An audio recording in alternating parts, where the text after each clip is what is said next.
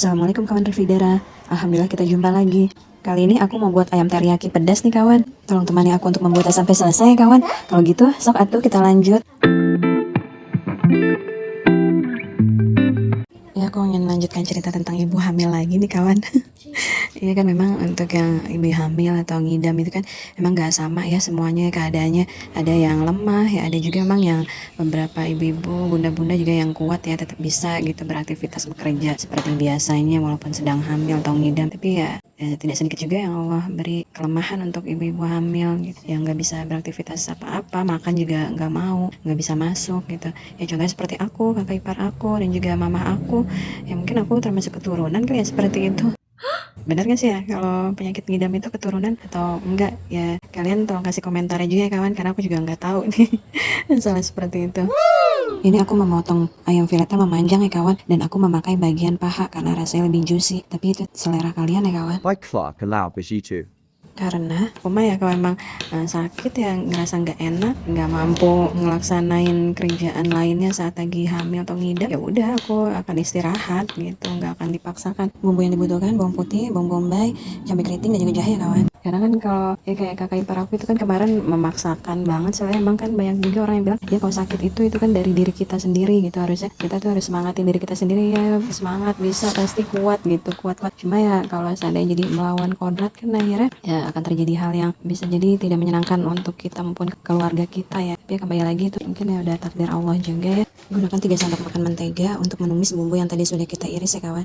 Emang kakak ipar aku ya anaknya mesti 2 aja, itu juga udah bersyukur alhamdulillah ya, karena di luar sana juga kan ada juga yang mungkin nikah sampai udah puluhan tahun belum juga Allah titipkan anak sama sekali gitu. Contohnya ada beberapa orang terdekat aku, saudara aku, teman aku juga ada yang sampai 8 tahun, dan ada juga yang sampai 12 tahun menikah baru Allah titipkan anak kepada mereka gitu. Alhamdulillah aku sih salutnya kepada pasangan yang seperti itu. Salutnya ya mereka tuh bisa gitu ya tetap menjaga kesetiaan mereka masing-masing gitu untuk tetap sama-sama menjalani pernikahan walaupun belum dititipin momongan sama Allah.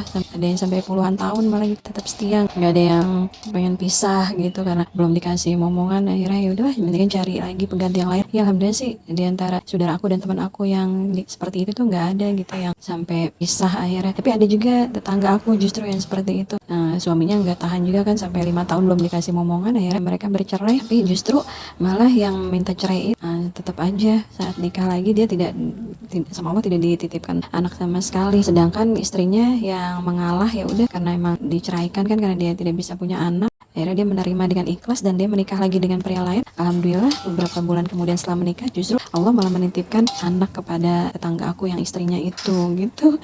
Ya uniknya seperti itu ya kawan. Ya terus juga kalau saat lagi hamil pengidam aku tuh ya justru yang manja gitu deh. Malah yang seneng sama suami aku tuh kalau ke rumah sakit gitu maunya dianterin sama suami aku. Suami aku tuh sampai cuti. Terus di rumah sakit juga padahal di ruang tunggu banyak orang malah yang tiduran di paha suami aku. Padahal aku tuh kan orangnya gak suka ngombar keromantisan di depan umum gitu, malu aku. Cuma ya itu pada saat hamil ya bedanya seperti itu, jadi malah masa bodoh aja gitu, nggak malu ya cuek aja aku tiduran di pas suami aku di ruang tunggu rumah sakit padahal banyak orang, nggak ngerasa malu apa gimana, ya masa bodoh ting lah gitu bahasa Sundanya. Ya udah kayak gitu aja dulu ya kawan cerita tentang ya ibu hamil. Ya semoga kalian yang sedang mengandung atau mengidam bisa Allah kasih kesehatan selalu sampai waktunya melahirkan tiba. Bismillahirrahmanirrahim. Ibu dan bayinya bisa selamat, sehat. Amin ya rabbal alamin. Terima kasih kawan yang sudah menemani aku untuk membuat masakan ini sampai selesai. Membuat di rumah ya. Semoga kalian tetap suka dengan video-video aku. Karena tadi pakai bon cabe, jadi ini pedas, agak pedas. Kalau lidah orang Indonesia kan biasanya suka yang pedas-pedas. Wow. Semoga kalian semua sehat, sukses, dan bahagia selalu. Amin. Selalu ingat untuk subscribe ya kawan. Orang Jepang mah nggak suka. Sampai jumpa lagi di video aku selanjutnya. Wassalamualaikum warahmatullahi wabarakatuh.